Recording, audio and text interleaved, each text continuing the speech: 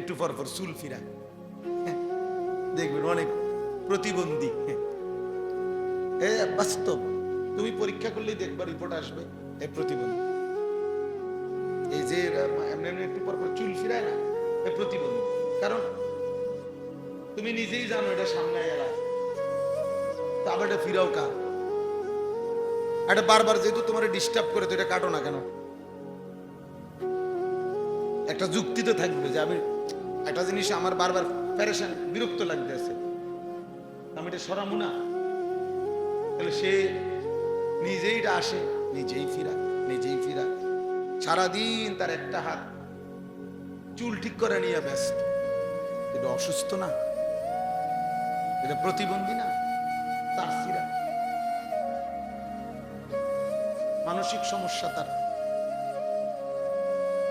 পৃথিবীর কেউ বেটা কম করে বলিবা